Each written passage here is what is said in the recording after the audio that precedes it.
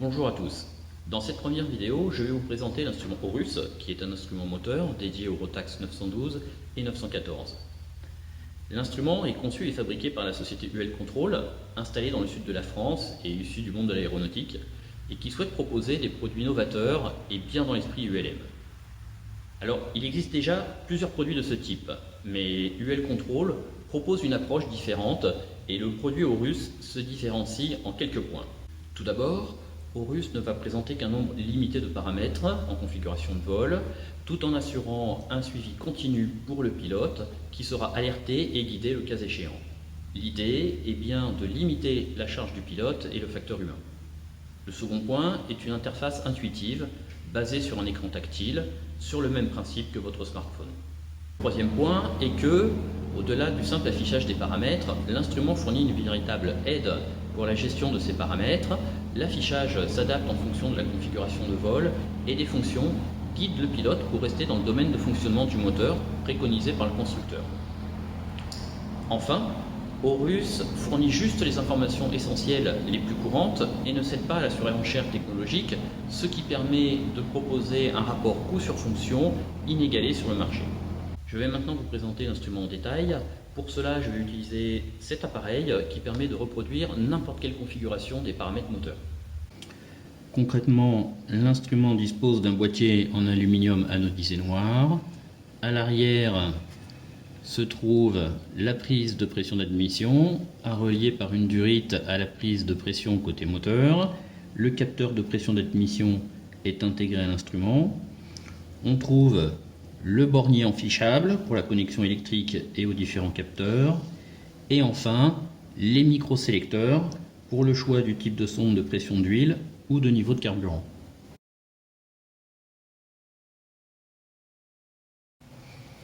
À la mise sous tension, l'instrument réalise une vérification des entrées, dont le résultat est affiché sous forme de symboles, un pour chaque entrée, et un système de couleurs indique de leur état. En appuyant sur le logo, il est possible de choisir le type de sonde de température d'huile et de culasse, soit les sondes d'origine Rotax, soit des sondes de type PT100 en fonction de l'installation moteur. À l'issue de la vérification, l'instrument passe automatiquement à l'écran suivant. À la première utilisation de l'instrument, un clavier numérique permet d'initialiser l'horamètre à une valeur quelconque, notamment dans le cas du remplacement d'un instrument précédent, ce qui permet de garder la continuité du suivi horaire du moteur. La valeur peut être laissée à 0.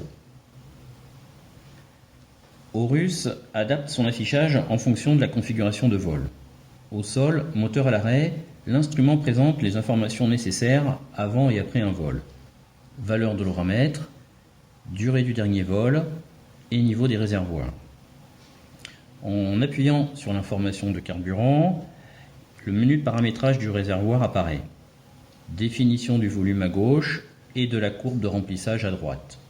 Cette procédure sera décrite en détail dans une prochaine vidéo. En partie supérieure, deux boutons de menu. Le bouton central appelle l'écran d'affichage des paramètres. Chaque paramètre est présenté sous forme d'un bouton dont la couleur renseigne sur la valeur. Vert si la valeur est dans la plage nominale, jaune si la valeur est dans la plage de tolérance et rouge si en dehors. En appuyant sur le paramètre, on accède au menu détaillé de celui-ci qui présente notamment son évolution sur les 30 dernières minutes. La couleur du bouton central reflète l'état des paramètres. Vert si tous les paramètres sont nominaux, jaune ou rouge si au moins un paramètre est jaune ou rouge.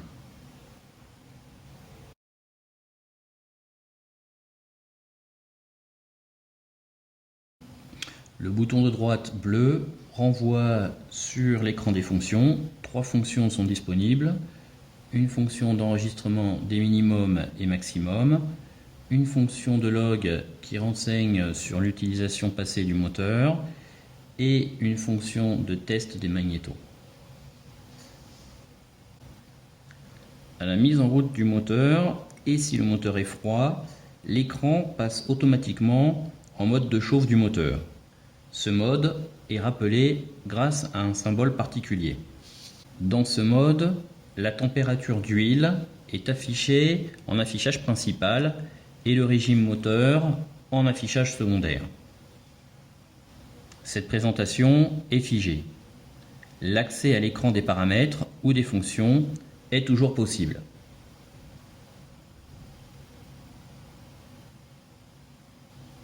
Le régime devant rester inférieur à 2500 tours pendant cette phase, une alerte apparaît en cas de dépassement.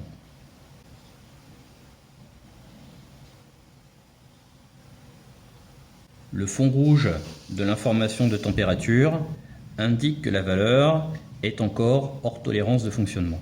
Dès la température d'huile mini atteinte, l'affichage passe automatiquement en configuration de vol. L'affichage principal et secondaire basculent sur les deux paramètres enregistrés.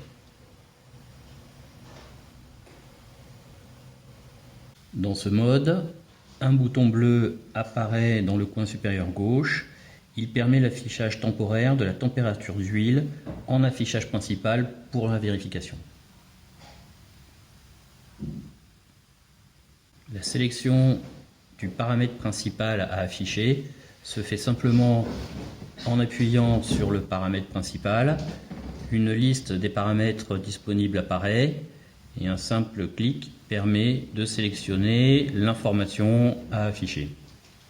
La sélection du paramètre secondaire à afficher se fait soit en appuyant sur le coin inférieur droit, soit sur le coin inférieur gauche pour provoquer le défilement dans un sens ou dans l'autre des différents paramètres. En mode configuration de vol, la fonction de test des magnétos est désormais accessible. L'instrument propose une séquence semi-automatique pour réaliser le test des magnétos. Il va automatiquement déconnecter successivement les deux magnétos et enregistrer puis comparer les variations de régime pour fournir un diagnostic final. Les deux diodes du simulateur représentent les deux magnétos du moteur. La séquence est la suivante. Elle commence par des actions de sécurité. Puis le régime doit être amené près de 4000 tours recommandés par le constructeur. Aux environs des 4000 tours, le système est prêt pour réaliser le test. Extinction première magnéto, extinction seconde magnéto. Le diagnostic final apparaît en vert s'il est satisfaisant, en rouge en cas de problème. À l'extinction moteur, l'affichage revient automatiquement à la configuration au sol, moteur à arrêter. Revenons maintenant sur les deux dernières fonctions.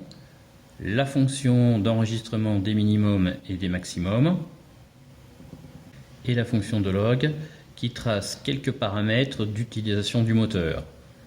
L'oramètre bien sûr, nombre de démarrage, nombre de tours moteur, régime moyen d'utilisation et trace aussi les surrégimes moteurs et les mises en puissance à froid. Voilà pour cette première présentation. Merci d'avoir suivi cette vidéo. Dans une prochaine, je vous présenterai l'installation de l'instrument, le réglage des réservoirs ou d'autres points encore. Et je vous dis à bientôt.